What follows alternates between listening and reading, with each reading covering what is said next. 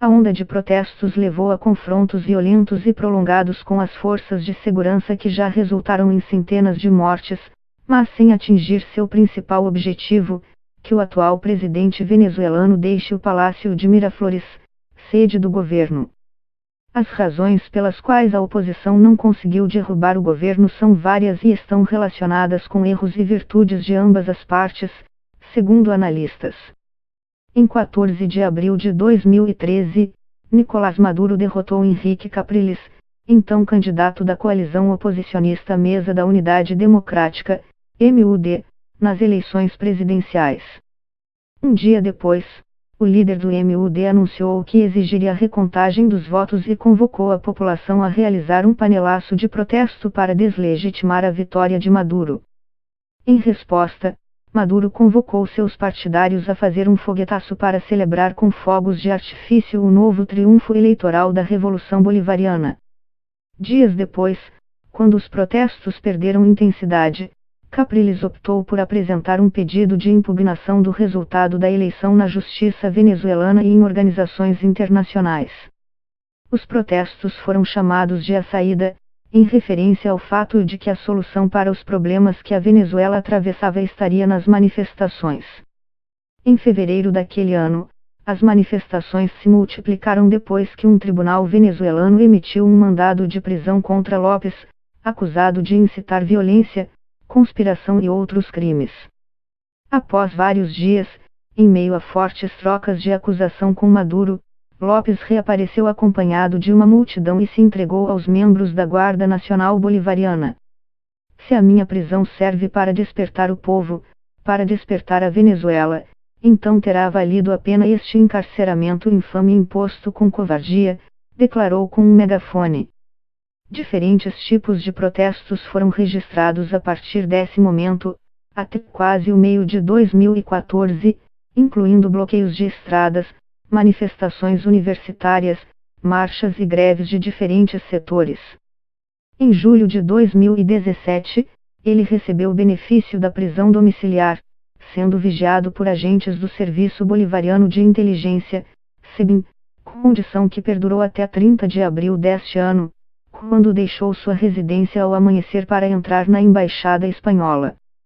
No fim de 2015, a oposição conseguiu sua maior vitória desde o início da Revolução Bolivariana em 1999, ao ganhar por uma ampla margem as eleições parlamentares e, assim, assumir o controle da Assembleia Nacional com 112 dos 167 assentos. No entanto, o Supremo Tribunal de Justiça declarou a entidade legislativa em desacato, e desde então o governo de Maduro não reconhece os poderes da Assembleia. Em outubro de 2016, quando o Conselho Nacional Eleitoral, CNE, descartou a possibilidade de levar adiante o plebiscito, foi organizada uma nova ofensiva nas ruas. Os líderes da oposição da época, sendo Henrique Capriles o grande protagonista, falavam de uma ruptura do Estado de Direito por decisão do órgão eleitoral. Ou restauram a ordem constitucional e cessam o golpe de Estado na Venezuela, restituindo os direitos fundamentais, ou em 3 de novembro todo o povo venezuelano virá para Caracas, e vamos para o Palácio de Miraflores, afirmou Capriles.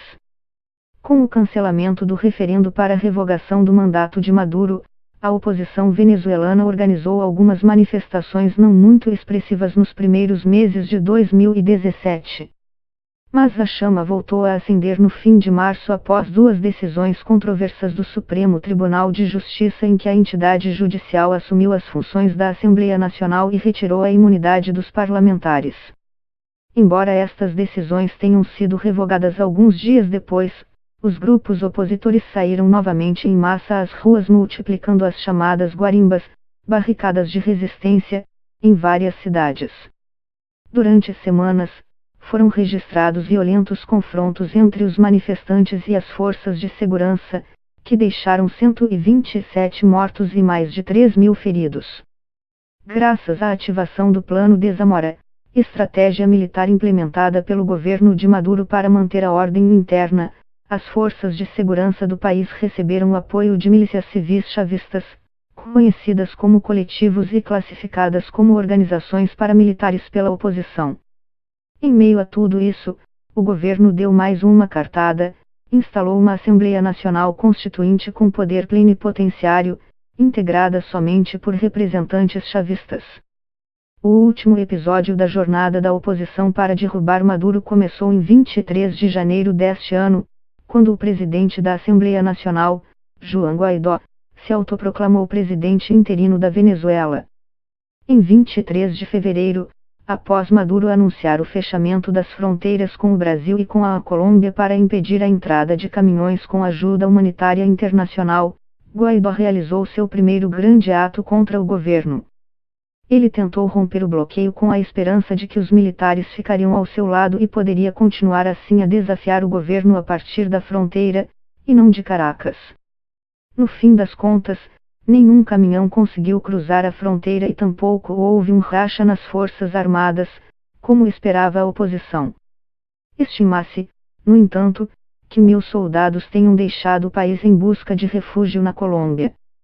Ainda não sabemos qual será o desfecho desta fase final promovida por Guaidó, mas analistas avaliam que os 4 levantes anteriores não tiveram sucesso por diferentes motivos. A direita não tem apoio das forças armadas venezuelanas como a imprensa internacional quer acreditar. O mesmo vale para o apoio popular, diz Chamorro, assessor do ex-presidente equatoriano Rafael Correa. Segundo ele, Guaidó está cometendo os mesmos erros do passado ao deixar nos últimos dias seu apelo à família e voltar à violência máxima, protagonizada pela oposição nos anos anteriores. A analista política Sandra Borda indica, por sua vez, que um dos fatores indispensáveis para entender o que aconteceu durante todos esses anos é a violência que o governo bolivariano é capaz de empregar. Ao longo desses anos, políticos contrários ao chavismo denunciaram intensas perseguições políticas, prisões arbitrárias, tortura e censura à imprensa, entre outras acusações. Entre os fatores que podem ser atribuídos à oposição, Borda destaca que em nenhum momento ela conseguiu rachar ou abalar a lealdade da maior parte das forças armadas durante todo esse tempo. Apesar dos inúmeros apelos de Guaidó e de outros líderes da oposição, o que parece ser um dos pontos essenciais para o triunfo da Operação Liberdade não foi alcançado até agora, que os militares mudem de lado.